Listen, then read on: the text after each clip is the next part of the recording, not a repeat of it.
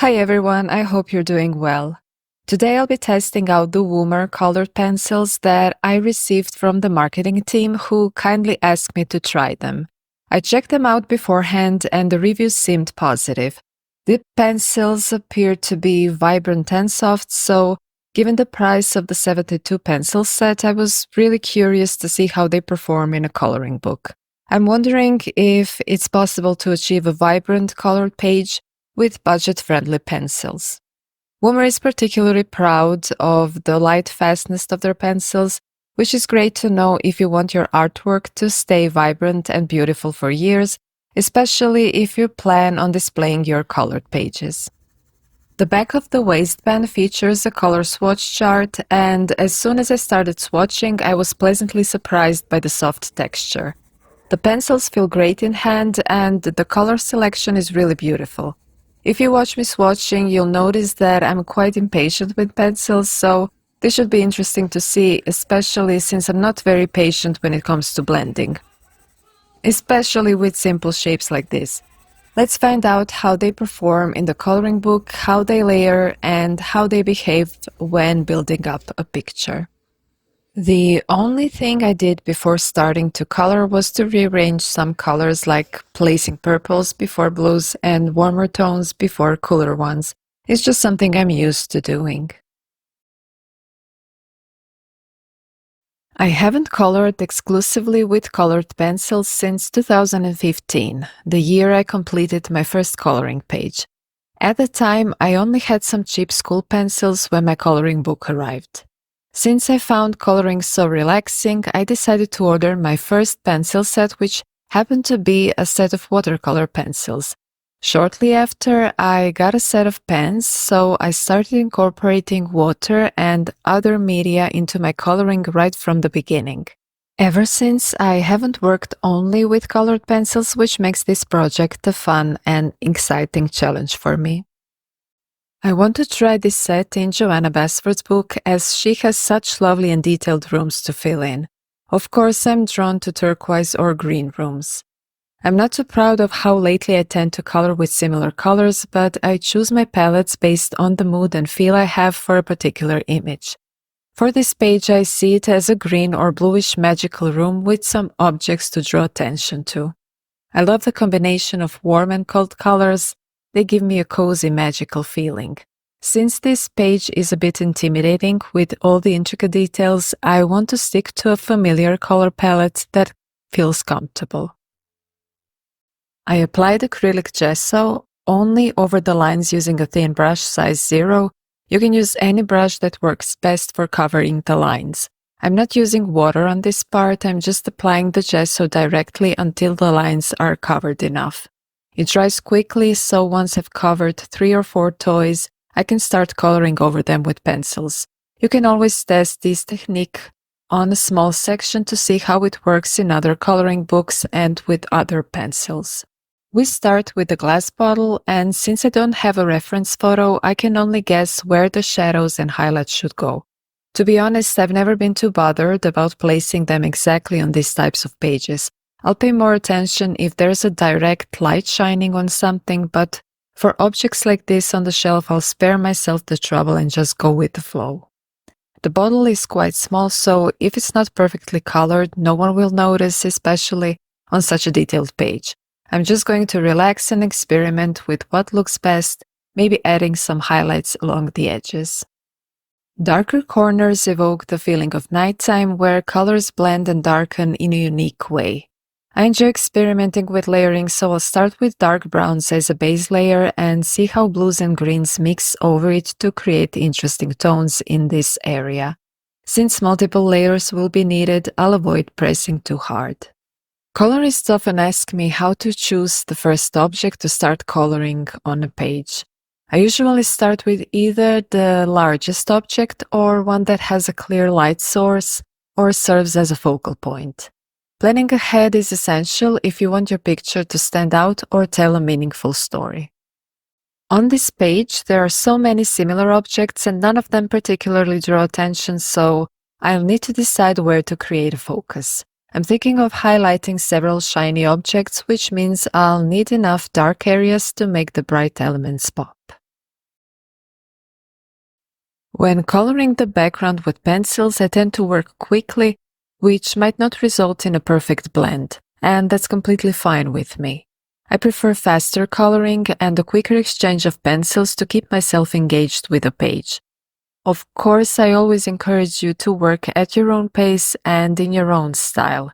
If you enjoy taking your time, it can result in a beautifully colored page. Since this part of the page isn't the main focus, I'm letting myself color freely in all directions while testing out the color palette. I started by mixing browns and darker blues, but the more I added darker browns, the more I realized this combination doesn't work for the background. However, I feel like it needs a touch of magic with more vibrant colors, so I already know I'll tweak it later. Still, mixing these colors creates some interesting shades for this corner. Guys, you'll probably notice the scratches on my hands in my tutorials. These are for my cat, who's a bit of a needy creature, probably because I spoil him with so much attention and he just loves to play. And of course, he's way too quick for me. But I guess it's a good thing I'm used to them by now. But I sometimes wonder if people who regularly watch my videos think I have a very aggressive cat, which I don't. He's just a large, playful gentleman. Anyway, let me get back to the glass bottle. I'm going to add a bit of warmer color to it since everything on the shelf will have warmer tones compared to the background. As always, I don't feel the need to blend everything perfectly right away. Sometimes I like to revisit certain parts because colors often depend on the objects around them. I might need to refine some details later, so you won't always see me completely finish one object before moving on to the next. I believe that colors interact differently depending on the overall composition of the page. Next, I'll move on to the object that reminds me of a jar of honey. It will look lovely with some light brown tones. When coloring round objects, it's important to keep your lines curved to maintain the illusion of roundness. Creating a sense of three-dimensionality is key, so adding shadows and highlights in the right places is crucial. The good thing about coloring with pencils is that it's easy to make adjustments later if you don't get it perfect on the first try. At this point, I'm starting to think that a bit of light should come from the center of the shelf, and to create this effect, I'll lightly add some highlights on the right side. Let's move on to another object. I'll apply gesso here because it seems to work well for this technique. Once the lines are covered, I don't have to think about them anymore. These pencils work wonderfully over gesso since they're so soft, and as you can see, I don't even bother applying a perfectly thin layer. That said, I do recommend taking your time with it. The more patience you have, the more polished and beautiful the result will be. Next is the spinning top, and I think gold will suit it perfectly. I'll start with darker browns for some quick shadows and then blend with lighter browns. This set even has a lovely green gold color, which is like the cherry on top for gold effects. When I color gold, I like to sneak in a bit of olive green between the light browns and yellows. It just works beautifully. Of course, highlights are key for anything shiny, but sharpening pencils every 5 minutes is not my vibe, so I'll just embrace the blunt tip struggle for now and touch up the highlights later if I have to.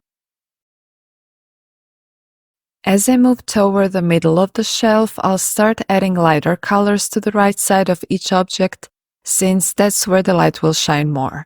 It's like giving the objects their own little spotlight moment. Subtle highlights can really make everything pop and add that magical glow we're aiming for. I'm used to swapping pencils pretty quickly, which might make my coloring process look a bit chaotic. Without a reference, I'm just observing and experimenting with how the colors interact. It's a bit messy, but honestly, that's just my style and the only way I know. Now I'm going to experiment with the background as well. I've started adding blue but the more I work on it, the more I feel it might look better as turquoise or green.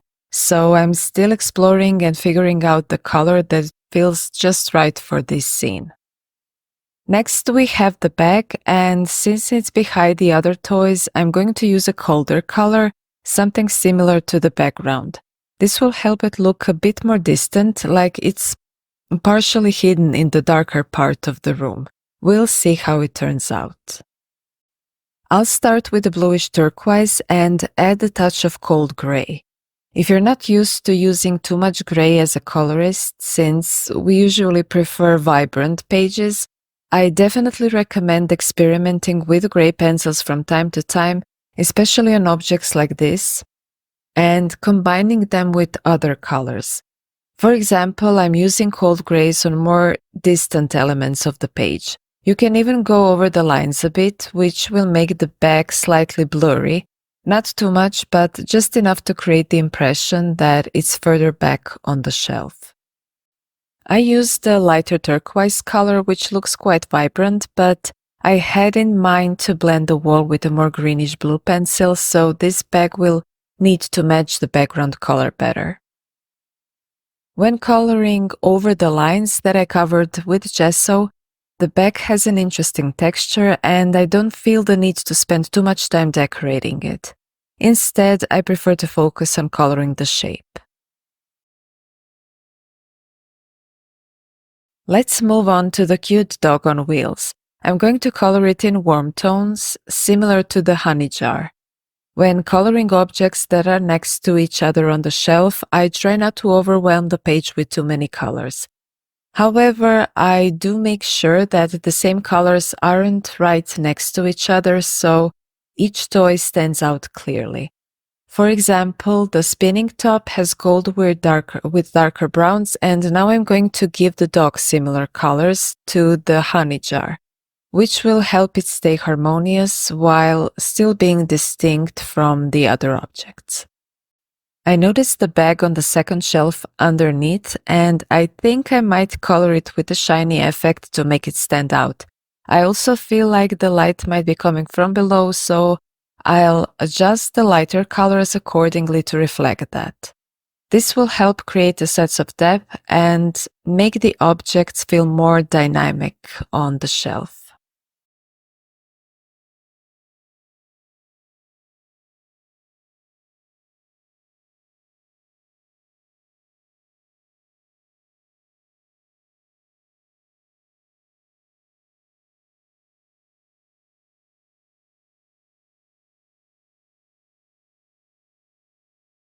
I'm keeping this background corner dark for now, planning to blend it all together with a greenish turquoise pencil later. Once I establish the color for the background, the rest of the page will be much easier to work on. The trumpet stands out nicely and will be golden. To give it a proper shine, I'll focus the highlights on the right side. Starting with yellow for the base, I'll add white for highlights, then deepen the shadows with brown for a smooth blend. A touch of olive green will tie it all together. For the lower part of the trumpet, I'll use slightly rounded strokes to maintain its shape. This combination of yellow, browns, and olive green is my go-to for small golden details. The shiny look really depends on the contrast. Strong dark shadows and sharp white highlights make all the difference.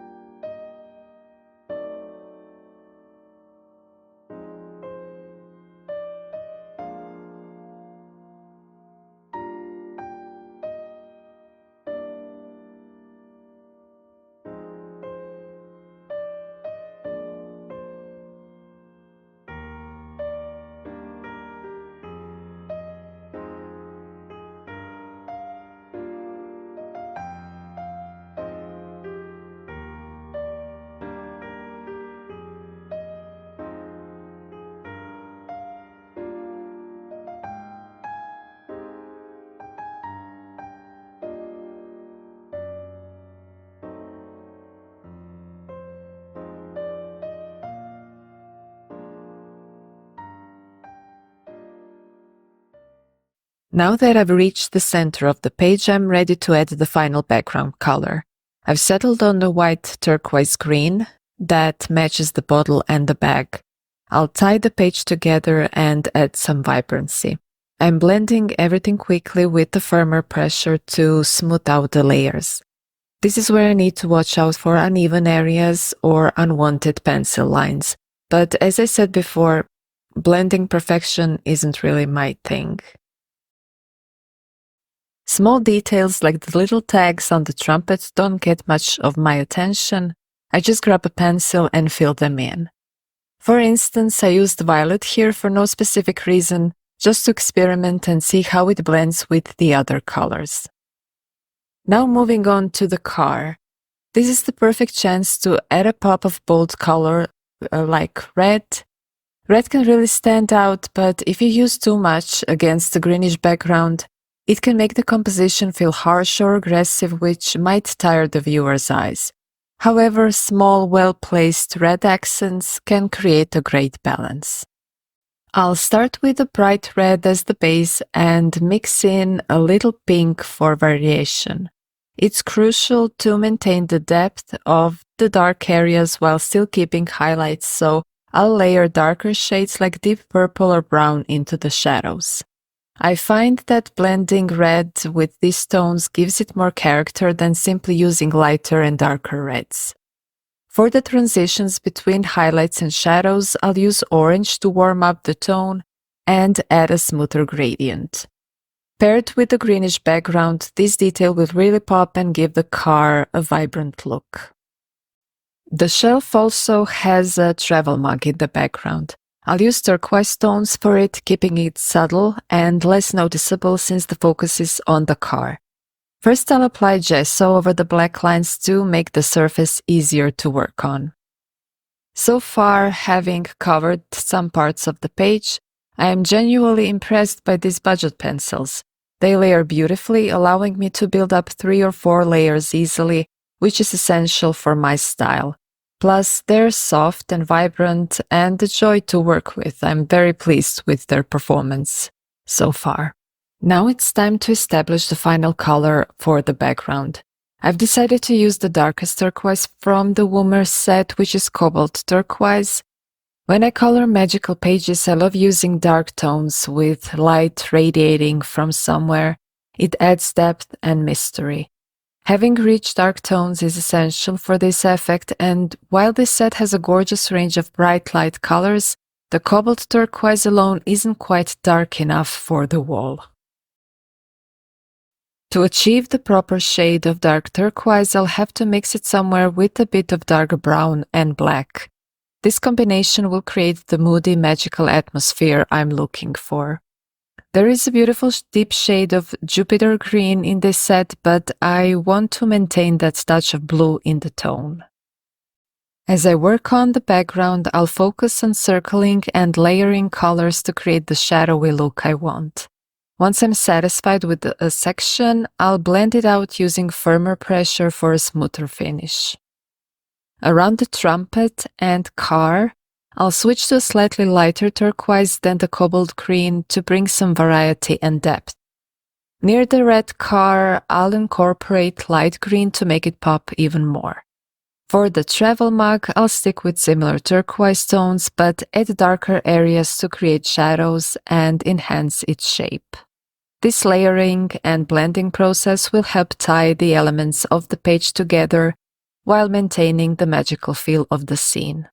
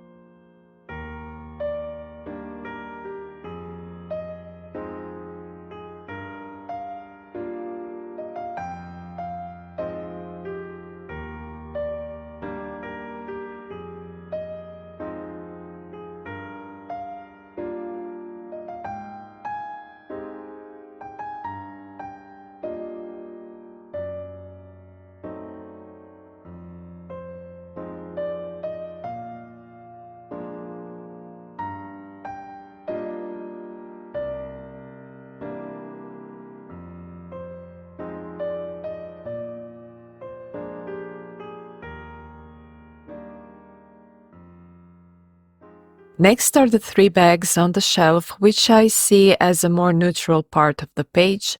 They're placed one behind the other, offering a great opportunity to create a 3D effect and make the bags in the back appear visually more distant. To achieve this, I'll use warmer and darker browns for the bags in the background. The first bag will be in warm yellowish tones, while the ones behind it will gradually get darker. There's also a small cute handbag at the front, which might be a nice chance to add a touch of red again. It could stand out as a small but charming element that adds a point of interest to the scene. I'm also slightly adjusting the shadow on the left side because the top right corner of the page will be in darker shadows as well.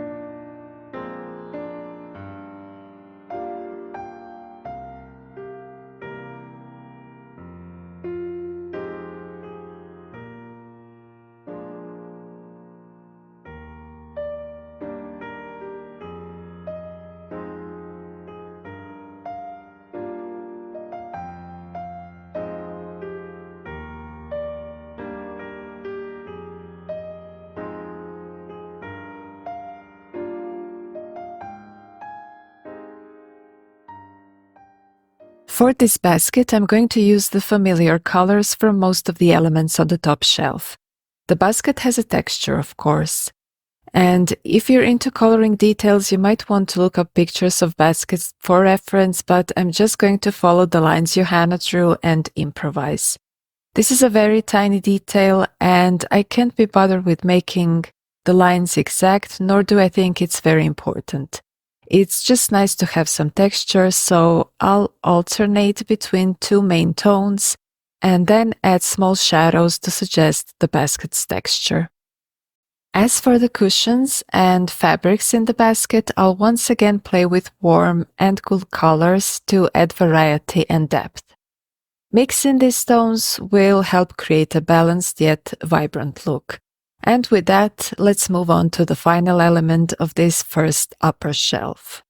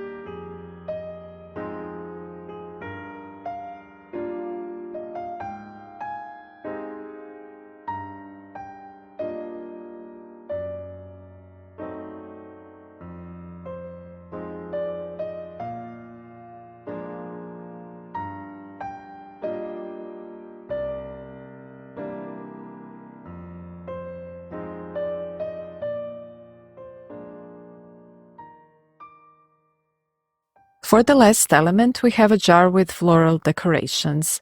Since it's positioned at the very end of the shelf where the shadows are the deepest, I'll toe down the focus on the decorations. I'm already eager to start working on the next shelf.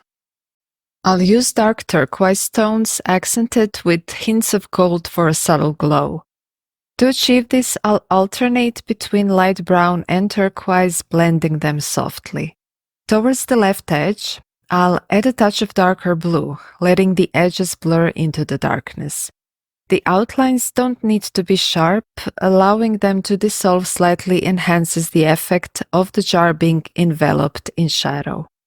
The mix of this color will create a greenish tint with a soft color gradient, giving the jar an intriguing, mysterious appearance. To finish, I'll use darker pencils to trace over the flower lines. This will gently bring out the details without making them stand out too much, keeping the jar's dark look intact.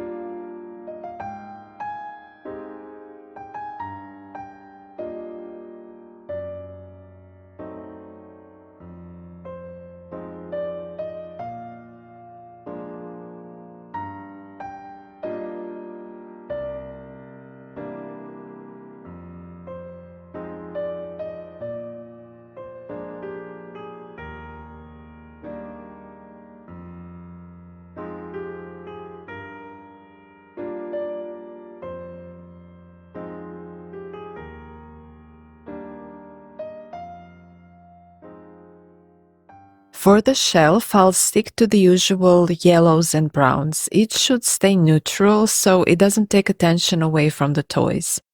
I'll use dark brown tones for the lower part to make it seem further back, while yellowish tones will go in the front. Since the background is emerald, I'll add a bit of blue to the darker parts of the shelf for depth. Now moving to the second row. As I mentioned earlier, this is a great chance to add something shiny and golden to make the page more interesting and create a little story. First, I'll cover the black lines with acrylic gesso.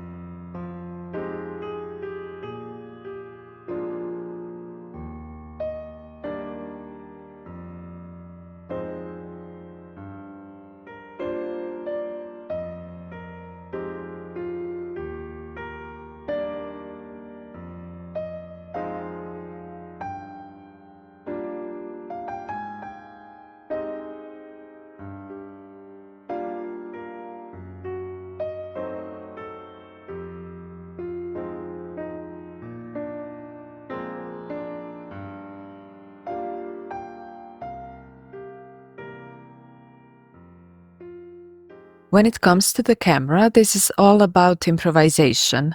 Imagine it as a grayish or metallic camera with a glowing lens, surrounded by a soft emerald light.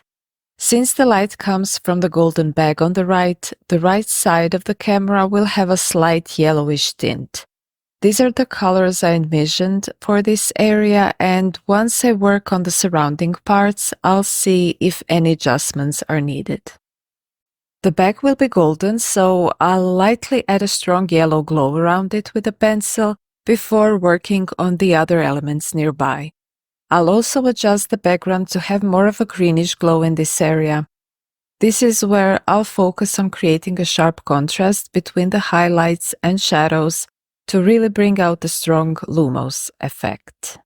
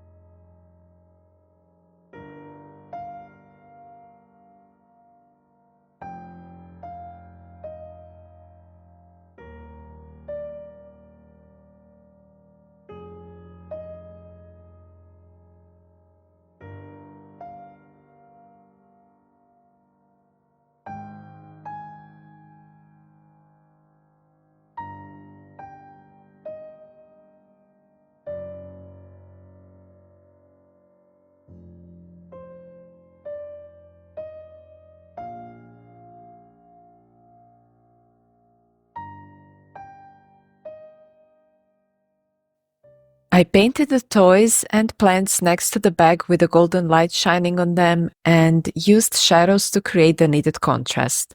A little further to the right, I noticed cute little ballerinas hanging from the shelf, and I immediately imagined them as shiny white magical shoes, softly illuminating the space around them. Since the bag already has a bright yellow glow, having the shoes shine too brightly might feel a bit over the top. So I'll aim for a softer, more discreet white glow and see how that works. To balance the scene, the last two objects on the shelf will also catch some of that subtle light. The nearby picture will reflect a faint glow from both sides, but I'll start by painting the ballerinas to determine where and how much light is needed. It's a good idea to paint the background at this stage too, to better visualize how the light will blend and create harmony.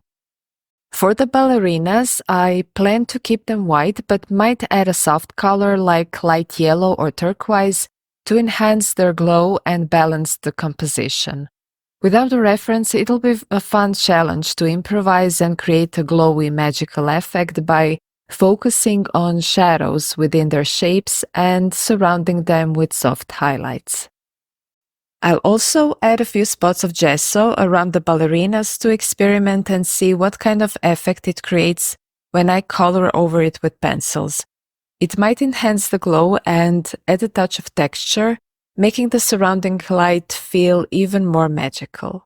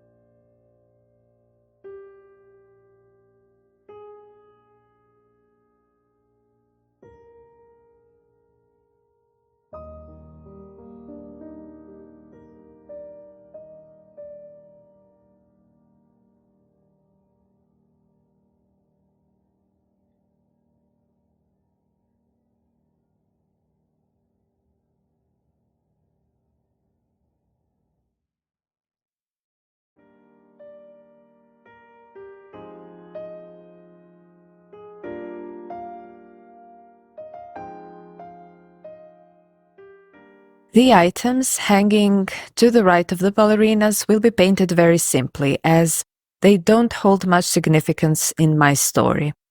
The main thing to focus on is placing the colors correctly. Since the light comes from the left, I'll ensure the right side of this object is as dark and blurred as possible, gradually softening as it moves to the left. And for this, I'll mix beige and brown tones with emerald, teal, and black for the shadowy areas. As for the stuffed toy on the shelf, it will be slightly brighter than the rest. I'll use small circular strokes to color it and add enough shadows and highlights to make its subtle glow stand out.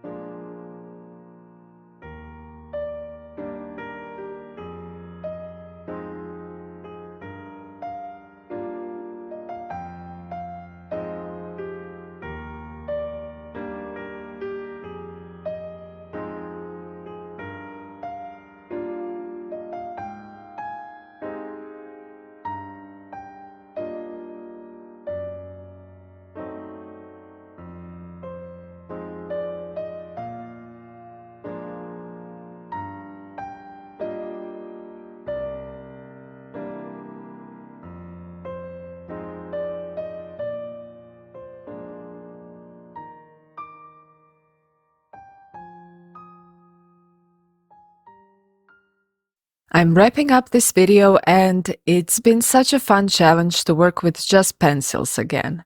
Usually my desk is a chaotic mix of paints and supplies, so having just one set in front of me felt really refreshing. It makes it so much easier to pick the color you need. I must say I'm impressed with this set, especially when you consider the price and the variety it offers. With 72 pencils, it's more than enough for my needs. I've never used a larger set. And that said, it would be wonderful if a larger set became available in the future. It's just a thought, but the selection of light pencils is excellent, and perhaps a few additional darker tones could be a great addition down the line. The colors are creamy, vibrant, and blend beautifully, even if my blending isn't the best example. I haven't encountered anything that bothered me so far. I've only sharpened them lightly, but I'm definitely planning to continue with this page and will absolutely keep using these pencils. All the details about the Woomer set are in the description below, including a limited offer for my followers, so don't miss out if you're interested. I hope you've enjoyed seeing how this page is coming together. I look forward to continuing it, and I'd love to hear your thoughts or questions. Until next time, happy coloring!